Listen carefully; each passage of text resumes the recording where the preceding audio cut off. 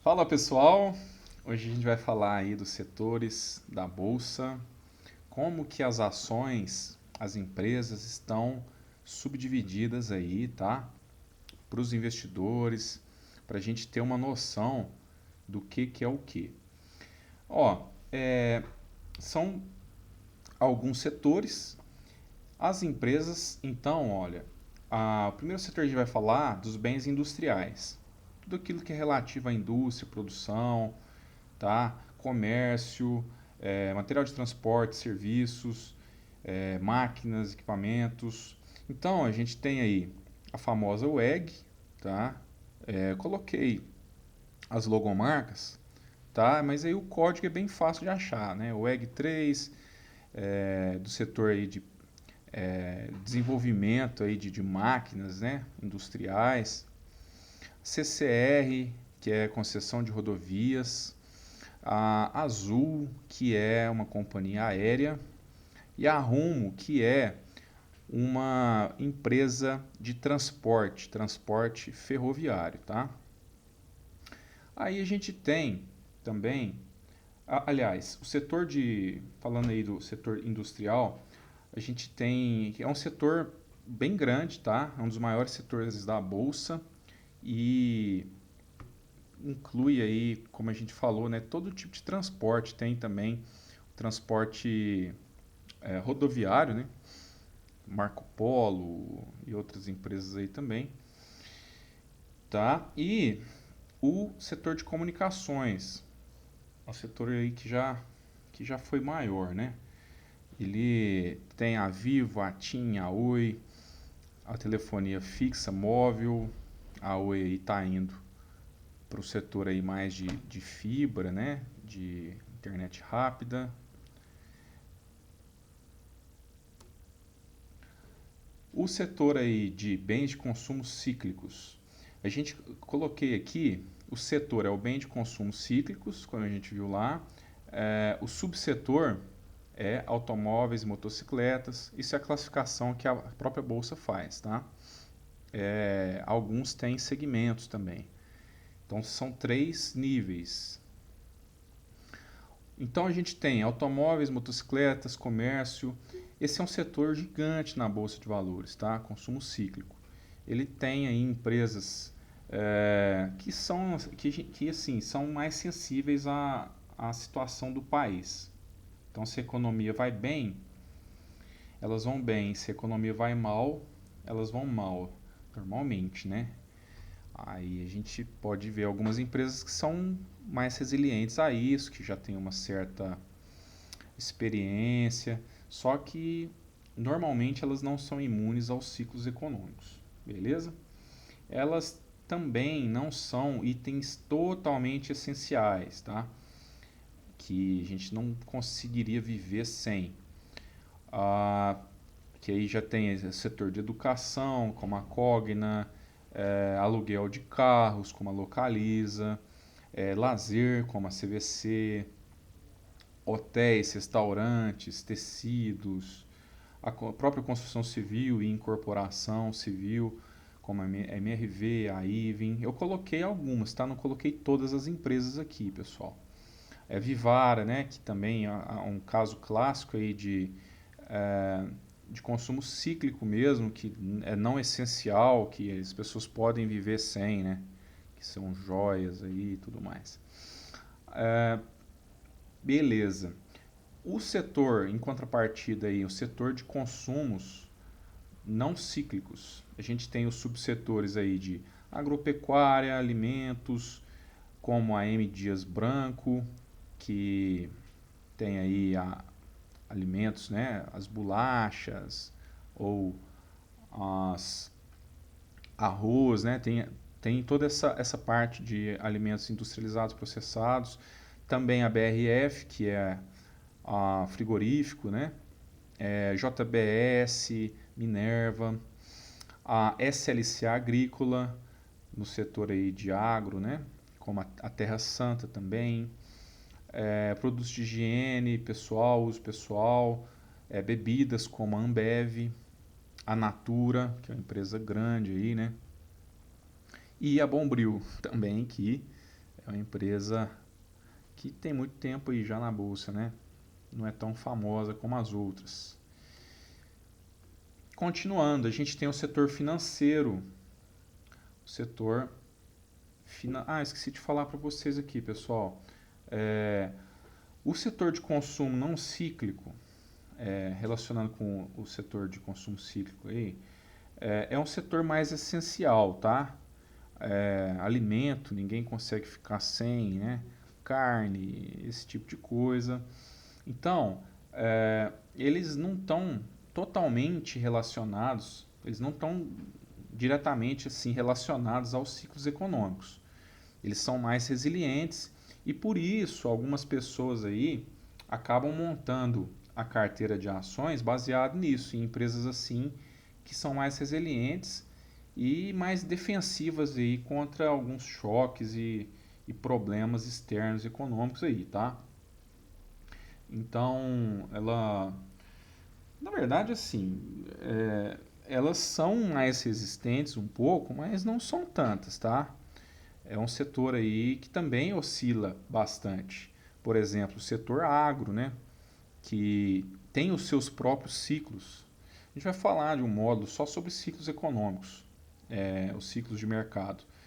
Mas, por exemplo, a SLC agrícola, ela oscila muito aí, dependendo das safras, da, do trigo, do algodão, e isso acaba influenciando sim, tá, os negócios dela. A própria BRF também é uma empresa exportadora, né? E então assim, elas são mais resistentes, mais resilientes aí, mais defensivas, mas tem que tomar cuidado, porque dependendo do subsetor que ela tiver aí, do segmento, isso não é muito válido, tá? Então tá, o financeiro, o setor financeiro aí é um dos setores que dominam aí o índice Bovespa, né? Muitos bancos, ele é dominado muito pelos bancos. Então, um dos maiores setores da bolsa aí que tem muito peso no Ibovespa. O Itaú, a gente tem a Itaúsa, que é a holding que controla o Itaú. Além disso, além desses que eu coloquei, Banco do Brasil, Banco Inter, a gente tem Santander, a gente tem o próprio Bradesco, que é bem grande também, tem uma participação boa. E uns bancos menores também, Banco Alfa, o Banco BMG, o Banco ABC, né? E a gente tem a parte também de seguros e resseguros. Então, a Porto Seguros de seguros, o IRB, né, que é de resseguros, exploração de imóveis, que seria shoppings normalmente, né, o Iguatemi, são empresas administradoras de shoppings, que constroem, administram, Multiplan, tá? E materiais básicos. Materiais básicos são aquelas empresas que fornecem matéria-prima para outras empresas poderem produzir os seus produtos. Por exemplo, a Vale, que está aí no subsetor aí de mineração, ela fornece o minério de ferro para outras indústrias, para outras empresas. Então, para poder produzir, por exemplo, ferro, aço em barras, como a Gerdau, as Longarinas, tá? Então, tudo isso é matéria-prima para outras empresas. Para muitos outros setores também, né? Que também são processados e, por exemplo, para a construção civil lá, que fornece, né? Para construir os prédios aí, as estruturas metálicas e tudo mais.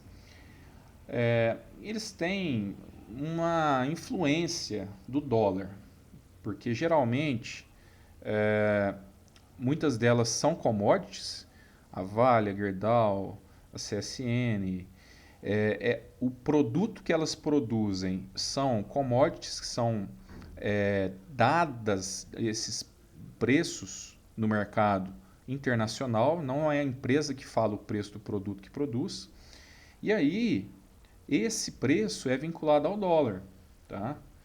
E aí as receitas, parte dessas receitas dela, o que não for no mercado interno, o que ela mandar para fora, a receita dela vai vir em dólar. Então, de certa forma, é uma maneira aí de você se expor ao dólar, às oscilações. Então, se as exportações aumentam do minério de ferro, por exemplo, você tem ações da Vale, aumentam, então vai entrar mais dólar para a Vale. Então, isso é uma proteção cambial aí, vamos dizer assim, para você, tá? O mesmo acontece com a Klabin, que é com a Duratex, que fabrica é, produtos aí para pisos, né, para revestimentos, cerâmica, para construção civil e outros aí também, né, como a Klabin e tudo mais.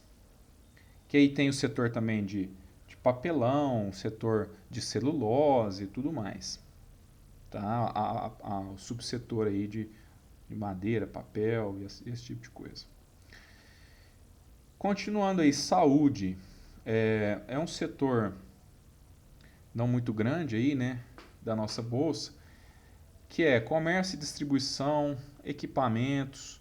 Aí a gente tem a parte de a Raia Drogasil, a Profarma, a Ipera Farma, que é aí distribuidoras de remédios, né, comercializa e tudo mais. Serviços médicos, né, hospitalares, como plano de saúde, como a Rap Vida. A gente tem os laboratórios de análise, diagnósticos, como o Fleury, Odontoprev também, como os planos de previdência, de odontologia, né? Planos de odontológicos aí, medicamentos e tudo isso aí, tá? O setor de petróleo e gás, ele é só um setor, ele não tem subsetores, tá? Então, por isso que ele está aí sem subdivisões. Então a gente tem a PetroRio, Enalta e Petrobras na parte de petróleo, né? De petróleo. E a gente tem a parte de gás aí com a outra par e esse tipo de coisa. A tecnologia da informação, né? Que seria tecnologia aí. É um setor muito pequeno, tá, pessoal, da nossa bolsa. Muito pequeno mesmo. Até falando um pouco sobre isso, que lá nos Estados Unidos, o SP 500, e na verdade tem até uma bolsa só para isso, né? A bolsa Nasdaq lá é uma bolsa só de tecnologia. Eles têm uma bolsa só para isso. Para a gente ver aí como que é forte isso lá no exterior, tá? Na própria China também, com Alibaba, com outras empresas, né? Tencent. E na Bolsa Brasileira, muitas pessoas criticam a Bolsa Brasileira por conta disso. Ah, porque não tem tecnologia. Realmente, são poucas as empresas representantes aí do setor, tá? E, enfim, isso pode ser bom ou ruim, tá? A gente vai ver na parte de ciclos econômicos, ciclos de mercado, que na década de 90, por exemplo, 90, 2000, a gente teve um boom aí das empresas do setor de tecnologia. E esse boom meio que passou na década de 2000 para 2010. Então, são ciclos, tá, pessoal? São ciclos, isso não quer dizer que tecnologia vai ser as empresas que sempre vão dar resultado a vida inteira. Isso são ciclos. Muitas das vezes as empresas que ficam para trás, elas se recuperam ao longo do tempo. Tem vários estudos mostrando isso também. Então, tecnologia de informação, computadores, equipamentos, programas e serviços. Tem a Sinqia, que produz softwares para o setor financeiro, mercado financeiro. Eu, inclusive, sou acionista aí desde a época da Senior Solutions, que ela tinha esse nome. A Local Web, que é hospedagem de sites, hospedagem de serviços, mais ou menos parecido com a Amazon, a AWS, né? A Amazon Web Service. A Lynx, que faz sistemas de PDV, de faturamento de programa de supermercado, que você passa ali, sai o seu cupom fiscal e faz os cálculos ali de quanto ficou suas compras. Sistemas de gestão, né? E a TOTS também, sistemas de gestão um pouco mais completo, assim, ela tem vários ramos, né, de negócio, tem até sistemas para educação, para EAD. Então, tá aí as opções, né, do nosso mercado. Utilidade pública é água e saneamento, que a gente tem aí exemplo da Sanepar, que faz saneamento de água. Tem também em São Paulo, né? Tem em Minas a Copasa e tem aí também a parte de energia elétrica e gás, com gás, a de gás e energia elétrica no ramo de distribuição, de geração. Aí a gente tem os representantes Taesa, Eletrobras, a EDP, né, Energias do Brasil, etc. A STT.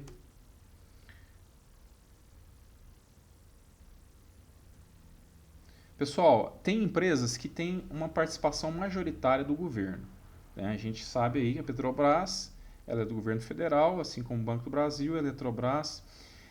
Aí a gente tem a Sabesp, que é a companhia de saneamento básico lá de São Paulo. A CEMIG e a Sanepar são estaduais, respectivamente aí de cada estado, São Paulo, Minas e Paraná, beleza?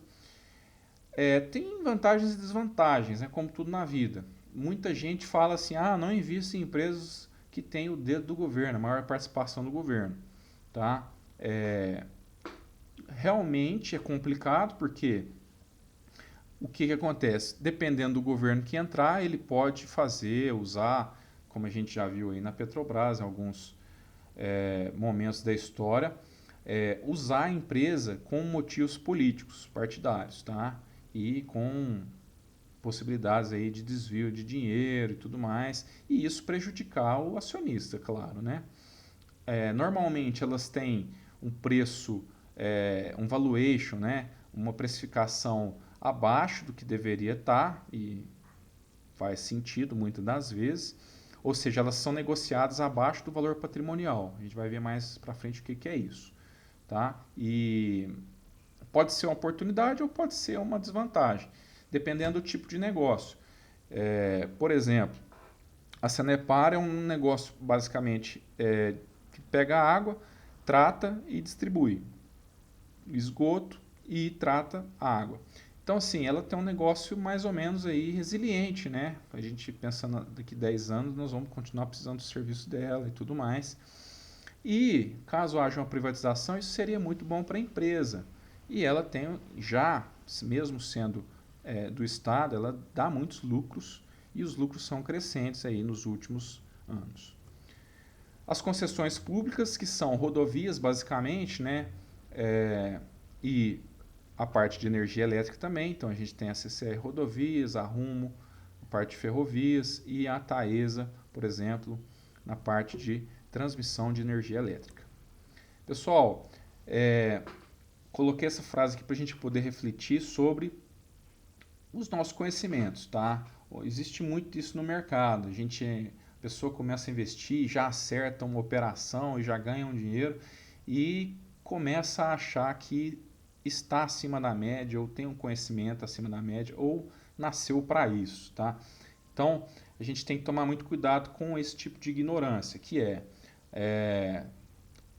de não saber nada, de fazer as coisas sem saber e de também achar que sabe tudo. Beleza, pessoal? Então, obrigado e até a próxima.